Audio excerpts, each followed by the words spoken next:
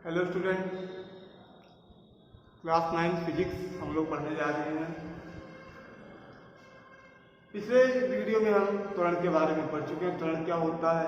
अब हम जानते हैं गति का ग्राफीय निरूपण के बारे में, graphical representation of motion. Graphical representation of motion या गति का ग्राफीय निरूपण। तो किसी वस्तु की गति को ग्राफ द्वारा भी प्रदर्शित किया जा सकता है, यानी किसी वस्तु की गति को हम ग्राफ के द्वारा भी प्रदर्शित कर सकते हैं। अब कैसे करेंगे उसको हम आगे जानते हैं। ग्राफ की सहायता से गतिमान वस्तु की चाल को, वेग को, त्वरण तथा किसी समयांतराल में इसके द्वारा चली गई दूरी ज्ञात की जा सकती है। यानी ग्राफ के द्वारा हम किसी वस्तु का चाल, वेग, त्वरण एवं किसी समयांतराल में उसके द्वारा चली गई दूरी को हम ज्ञात कर सकते हैं या उसको हम ग्राफ के द्वारा दर्शा सकते हैं। इसके अतिरिक्त यह भी हम पता लगा सकते हैं कि वस्तु कब से कब तक रुकी है, कब से कब तक एक समान चाल से चली है, कब चाल कम हुई है, वह कब अधिक इसकी चाल हुई है। इसके लिए गतिमान वस्तु के विस्थापन समय ग्राफ, वेग समय ग्राफ तथा त्वरण समय ग्राफ खींचे जाते हैं। किसी वस्तु को हम ग्राफ के द्वारा उसके वेग, चाल, त्वरण तथा किसी समयांतराल में तय की गई दूरी को हम ज्ञात कर सकते हैं। इसके अतिरिक्त यह भी पता लगा सकते हैं कि वस्तु कब से कब तक के लिए रुकी है, यानी कितने समय के लिए वह रुकी हुई वस्तु विरामावस्था में रही है, कितने कब से कब समयांतराल में वह एक समान चाल से चली है, यानी इसकी चाल कब कब समय पे एक समान हुई है, एवं कब उसकी चाल अधिक रही है या कब उसकी चाल कम हुई है। इसको हम वस्तु के विस्थापन समय ग्राफ, वेग समय ग्राफ तथा त्वरण समय ग्राफ द्वारा हम ज्ञात कर सकते हैं। तो सबसे पहले चलिए आइए विस्थापन समय ग्राफ, डिस्प्लेसमेंट टाइम ग्राफ के बारे में चर्चा करते हैं।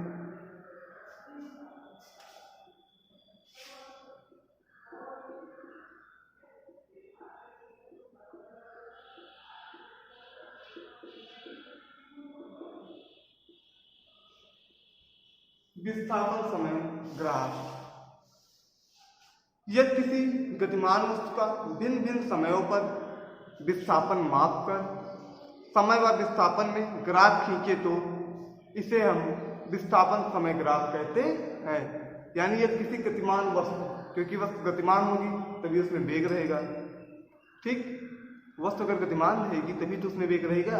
तो किसी गतिमान वस्तु का अलग अलग समय पर, भिन्न भिन्न समय पर विस्थापन माप कर कि उसका विस्थापन कितना हो रहा है, समय व विस्थापन में ग्राफ खींचें तो इसे विस्थापन समय ग्राफ कहते हैं। इस ग्राफ से हम वस्तु की गति के संबंध में अनेक बातें ज्ञात कर सकते हैं। तो सबसे पहले हम आइए साइन जान लेते हैं। समय को हम t द्वारा दर्शाते हैं और विस्थापन को हम s द्वारा दर्शाते हैं। यानी समय को हम t द्वारा और विस्थापन को यस द्वारा हम दर्शाते हैं। यानी समय का जो होता है, टाइम का जो होता है वो साइन होता है t और विस्थापन का साइन होता है s, ठीक। तो अब हम समय विस्थापन ग्राफ को हम जानते हैं कैसे बनाते हैं।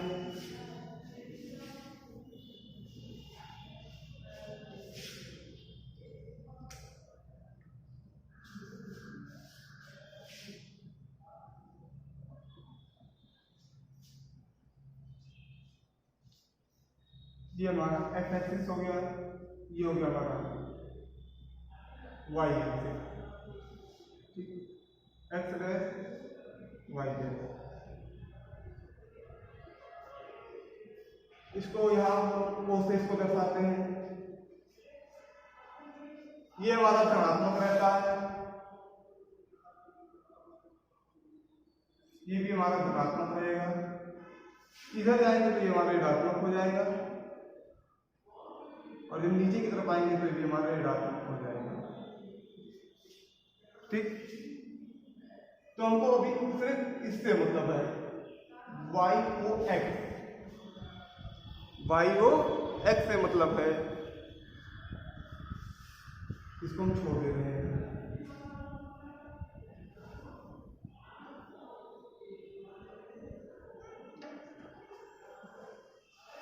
YOX, अब ये हमारा समय दर्शाता है, ये हमारा जो है वो समय दर्शाता है, और ये हमारा जो है वो हमारा विस्थापन है। यानी OX हमको समय दर्शाएगा और OI हमारा विस्थापन दर्शाता है। अगर समय सेकंड में है तो विस्थापन को हमको मीटर में दर्शाना है। ठीक, समय सेकंड में और विस्थापन को हमको मीटर में दर्शाना है। तो हम सबसे पहले जान लेते हैं, मान लीजिए कोई वस्तु, ये अब हम समय मान लीजिए 10 सेकंड हो गया हमारा, 20 हो गया, 30 हो गया, 40 हो गया, 50 हो गया, 60 हो गया। दूरी मान लीजिए 10 मीटर, 20 मीटर, 30 मीटर। ठीक, दूरी मान लेते हैं 10 मीटर, 20 मीटर, 30 मीटर, ये हमारा 0 हो गया। ठीक, शुरुआत ये प्रारंभिक बिंदु हमारा हो गया, ये क्या हमारा प्रारंभिक बिंदु। ठीक, ये हमारा हो गया प्रारंभिक बिंदु यानी 0। ठीक, ये हो गया प्रारंभिक बिंदु यानी 0। अब मान लेते हैं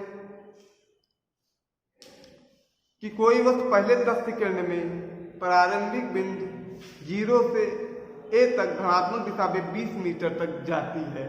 कोई वस्तु प्रारंभिक में 0 से A तक 20 मीटर तक चलती है और समय कितना ले रही है? 10 सेकेंड। ठीक, कितना ले रही है समय? 10 सेकेंड। इसको यहाँ ये 10 सेकेंड ले रही है तो इसको हम आगे बढ़ा देंगे। ये कहाँ तक जाएगा? 20 तक जाएगा हमारा। कितना चल रही है? 10 सेकंड में 20 मीटर चल रही है। ठीक, तो 10 सेकंड में ये वस्तु यहाँ से जाके विस्थापन कितना हुआ? यहाँ से गई, कोई वक्त 10 सेकंड में 20 मीटर चली। ठीक, कितने देर में चली? 10 सेकंड। तो विस्थापन कितना हुआ? यार इसका नाम ए, इसको हम दर्शा दिए ए हो गया। ये बिंदु हमारा ए हो गया क्योंकि 10 सेकंड में कितना विस्थापन कर रही है? 20 मीटर। 20 मीटर जा रहे तो बिंदु कहाँ पे? ए पे पहुंच गई। अब वहां जाके वह वस्तु ठहर जाती है, तीसरे सेकंड के अंत तक वस्तु ठहरी रहती है। यानी 30 सेकंड के अंत तक वह वस्तु ठहरी रहती है। 30 सेकंड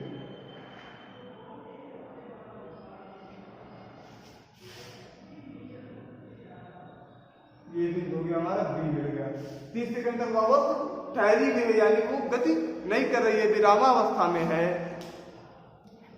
तथा फिर वो लौटने लगती है, वापस आने लगती है तथा 50वें सेकंड केंद्र में वह प्रारंभिक बिंदु O पर लौट आती है।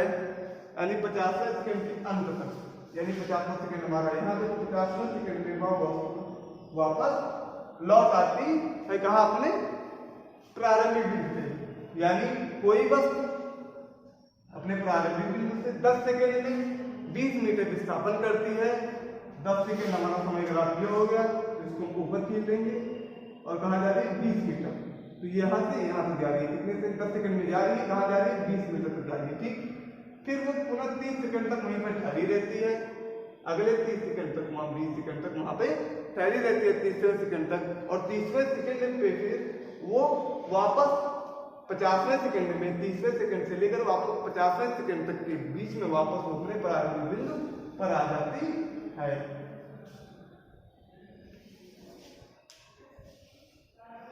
अब विस्थापन समय ग्राफ में वेग ज्ञात करने के लिए हमको ढलान ज्ञात करना होता है। अब हम देखते हैं पहले 10 सेकंड के दौरान वेग कितना है। अगर कोई कह दे हमको कि पहले 10 सेकंड में वेग कितना, उसको हमको निकालना है।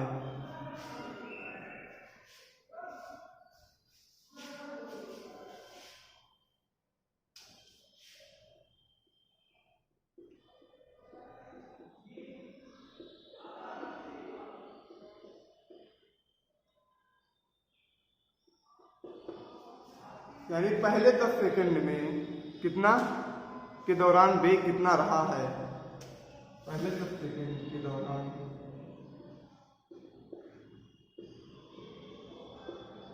वेग। तो वेग क्या होता है बराबर विस्थापन बटे समयांतराल, विस्थापन बटे समयांतराल। ठीक, अब पहले देखते हैं विस्थापन कितना हुआ है और समय कितना लगा है। तो विस्थापन कितना हुआ 20 मीटर, विस्थापन कितना हुआ हमारा 20 मीटर।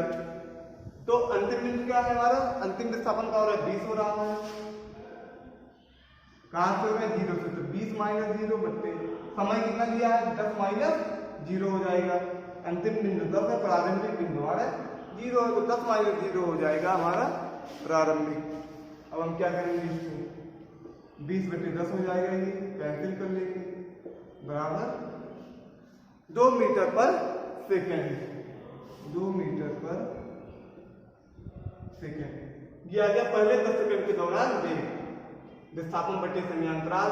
तो विस्थापन कितना हुआ है अंतिम बिंदु 20, प्रारंभिक बिंदु 0, तो 20 माइनस 0, और समयांतराल अंतिम बिंदु 10, प्रारंभिक बिंदु 0, तो 10 माइनस 0, तो कितना हो गया पहले 10 सेकंड के दौरान में 2 मीटर पर सेकंड।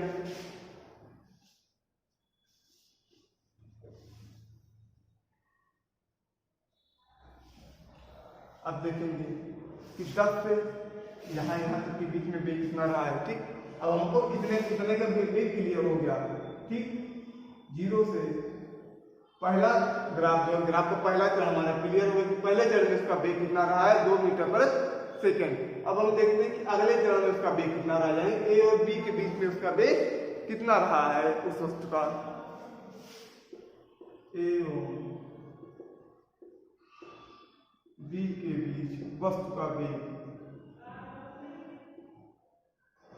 वस्तु का वेग जब हम निकालेंगे ए और बी के बीच में, तो हो जाएगा 10 से 30 सेकंड के दौरान वेग। ठीक, 10 से 30 सेकंड के दौरान वेग क्या रहेगा विस्थापन बटे समयांतराल, विस्थापन बटे समयांतराल हो जाएगा। अब देखिए विस्थापन कितना हो रहा है,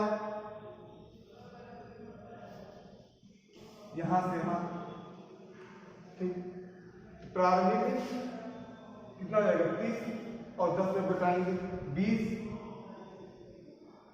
माइनस 20। ठीक, विस्थापन कितना हो रहा है 20 माइनस 20, क्यों प्रारंभिक बिंदु क्या है 20 यहाँ, तो अंतिम बिंदु क्या है 20 है, यानी विस्थापन 0, क्योंकि वस्तु विरामावस्था में, तो इसलिए 20 माइनस 20 हो जाएगा, क्योंकि वस्तु विरामावस्था में है। तो विरामावस्था में जानते हैं कि विस्थापन नहीं होता है। और समयांतराल अंतिम बिंदु 30 और प्रारंभिक बिंदु हमारा हो जाएगा 10। ठीक, और विस्थापन अंतिम बिंदु भी 20 है, प्रारंभिक बिंदु भी 20 ही है, क्यों, क्योंकि वो वस्तु जो है वो विरामावस्था में है। ठीक, तो प्रारंभिक बिंदु 20 और अंतिम बिंदु भी 20 हो जाएगा, तो 20 माइनस 20 बराबर 0 बटे 20 बराबर 0 मीटर पर सेकेंड। यानी 10 से 30 सेकंड के दौरान जो वेग है उसका वो 0 है, यानी वह वस्तु क्या है विरामावस्था में रुकी हुई है। ठीक, तो 10 से 30 सेकंड के दौरान जो वेग होगा वो 0 हो जाएगा, क्यों, क्योंकि विस्थापन देखिए हमारा कहाँ हो रहा है, वस्तु 20 मीटर पे ही थी और 20 मीटर पे ही है, यानी अंतिम बिंदु कहाँ है 20 पे है और प्रारंभिक कहाँ है वो भी 20 पे ही है। तो 20 माइनस 20 बटे समय देखेंगे जब, तो अंतिम बिंदु 30 है, प्रारंभिक बिंदु 10 है, तो 30 माइनस 10 हो जाएगा। ठीक, प्रारंभिक विस्थापन बराबर कैसे क्या करते हैं, प्रारंभ अंतिम बिंदु माइनस प्रारंभिक बिंदु। ठीक, समयांतराल कैसे क्या करते हैं कि अंतिम बिंदु माइनस प्रारंभिक बिंदु, तो अंतिम बिंदु हमारा 20 है, प्रारंभिक बिंदु भी 20 है, तो 20 माइनस 20 बराबर 0, 30 माइनस 10 बराबर 20, तो 0 बटे 20 बराबर 0, यानी 10 से 30 सेकंड के दौरान जो वेग होगा वो कितना हमारा 0 है। अब हम देखते हैं 30 से अंतिम फिगर, ठीक, 30 से 50 सेकंड के बीच।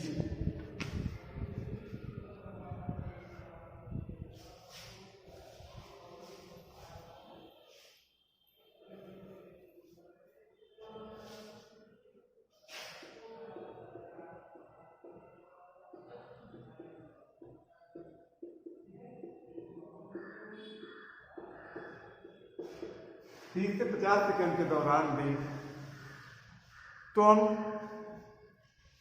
अब विस्थापन यहाँ पे देखते हैं। हम अंतिम बिंदु कितना है, विस्थापन अंतिम 0 कहाँ पे आ गया, यहीं पे आ गया ना, 0 पे आ गया। दूरी यहाँ पे 0 है, यहाँ ये दूरी कितनी है, 0 है ना यहाँ पे, तो दूरी अंतिम बिंदु क्या हो जाएगा 0 माइनस, और प्रारंभिक बिंदु क्या था 20 मीटर था, 0 माइनस 20 बटे। अब समय अंतराल लेंगे हम, समय अंतराल कितना हो जाएगा, अंतिम बिंदु 50 पे है माइनस प्रारंभिक बिंदु 30 है, यहाँ इसका प्रारंभिक बिंदु क्या हो जाएगा 30 हो जाएगा, 50 माइनस 30 बराबर 0 माइनस 20 बराबर माइनस 20 बटे 50 में से 30 के 20 कैंसिल हो जाएगा बराबर -1 मीटर पर सेकेंड। यानी इसका वेग हो जाएगा 30 से 50 सेकंड के दौरान भी -1 मीटर पर सेकेंड। ओके, -1 मीटर पर सेकेंड, ये हमारा हो जाएगा अंतिम 30 से 50 सेकंड के दौरान वेग। ठीक, अभी आपको आ गया गति का ग्राफीय निरूपण हम विस्थापन समय ग्राफ कैसे बनाते हैं। अब अगला हमारा है वेग समय ग्राफ, जिसके बारे में हम कल पढ़ेंगे। Thank you.